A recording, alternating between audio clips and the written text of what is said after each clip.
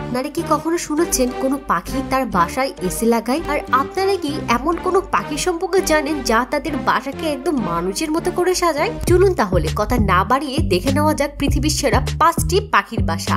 Number 1, elf ওল nest. বন্ধুরা, দিনের বেলায় ঘুমানো এবং রাতের বেলা জেগে থাকা পেঁচা সম্পর্কে তো আমরা সবাই জানি। আর এইটাও জানি পেঁচা তার বাসায় বেশিরভাগ সময় উঁচু গাছেই বাসা বানায়। কিন্তু এলফ ওল কোনো সাধারণ পেঁচার মতো নয়, কেননা সে তার বাসা কোনো গাছের ডালে নয়, বরঞ্চ ক্যাকটাসে কাঁটাযুক্ত গাছের ভিতরে তৈরি করে, যা দেখতে মোটেও সাধারণ বাসার মতো লাগে না। কারণ এদের বাসা বানানোর জন্য কোনো প্রকার ঘাস বা ডালপালার প্রয়োজনই পড়ে না।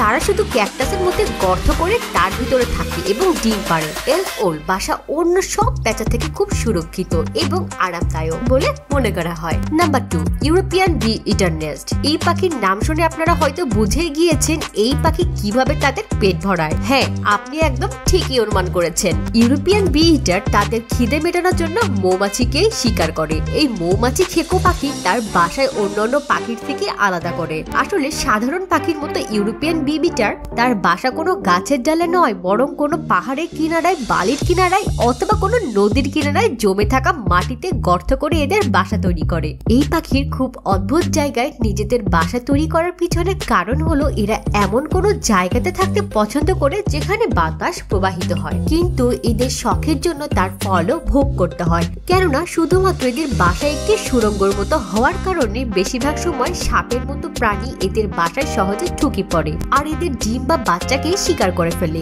এদের বাসা তৈরি করতে প্রায় 20 দিনের মতো সময় লাগে। আর এই পাখিগুলো পুরুষ স্ত্রীর পাশাপাশি অন্য ইউরোপিয়ান বি ইটারও সাহায্য করে থাকে, অর্থাৎ এই পাখিরা অনেক সামাজিক হয়। Number 3, bower bird nest. এই পাখিরা মানুষের মতো করে নিজের ঘর সাজাতে অনেক পছন্দ করে। এর ন্যাচারাল আর্টিস্ট বাওয়ার বার্ড অন্যান্য পাখির তুলনায় অনেকটাই আলাদা। এই পাখি তার বাসা মাটিতে তৈরি করে, কিন্তু এদের বাসা এতটাই অসাধারণ হয়ে থাকে আপনার কাছে মনে হবে মানুষের ঝোপড়ি। এমনকি আপনি এদের বাসা কিছু সময় দেখে চিন্তায় পড়ে যাবেন যে কোনো পাখি তার বাসাকে কিভাবে সাজাতে পারে। তার বাসা সাজানোর জন্য অন্যান্য পাখির মতো পাতলা শুকনো ডালপালা ব্যবহার করে থাকে। এই ছোট্ট ডালপালার সাহায্যে সেই তার বাসাকে ঝোপড়ির মতো আকারে করে দেয়। একবার যখন তাদের বাসা তৈরি হয়ে যায় তখন তারা রং বেরঙের ফুল এবং পাতা দিয়ে সাজানো শুরু করে। এই পাখি নিজের বাসা এবং তার আশেপাশের জায়গাকেও সাজাতে এতটাই পছন্দ করেছে এরা যে জিনিস পায় সেই জিনিস দিয়ে তারা তাদের বাসা সাজিয়ে রাখে। আসলে এই পাখিদের দেখে মনে হয় তাদের ভিতরে ইন্টেরিয়র ডিজাইনার রয়েছে।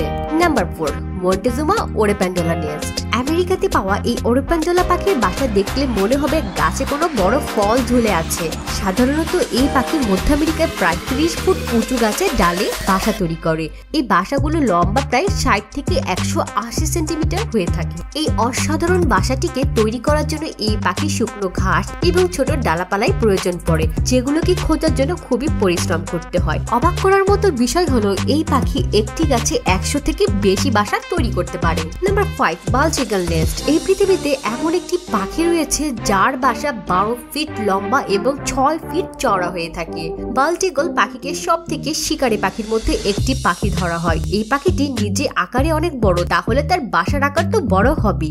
অন্যান্য পাখির মতো এই পাখিও গাছের ডালপালা দিয়ে বাসা তৈরি করে থাকে, কেননা এই পাখির বাসা আকারে অনেক বড় হয়ে থাকে এবং ভারী হয়ে থাকে। এই জন্য এটি তৈরি করতে অনেক সময় লাগে। ব্লাড ইগল ডিম পাড়ার সময় 3 মাস আগে থেকে নির্জন জঙ্গলে বাসা বানানো শুরু করে। এই ব্লাড ইগল পাখির সব থেকে বড় বাসা ফ্লোরিডাতে পাওয়া গিয়েছিল, যার লম্বা প্রায় 20 ফিট এবং ওজন প্রায় 3 কেজি ওজনের সমান। সো ভিউয়ার্স, আজকের এই ভিডিওটিতে কোন পাখির বাসা সব থেকে আপনাদের ভালো লেগেছে অবশ্যই কমেন্ট বক্সে জানাতে ভুলবেন না। আজকের মতো এখানেই বিদায় নিচ্ছি, দেখা হবে আবার অন্য কোনো ভিডিওটিতে।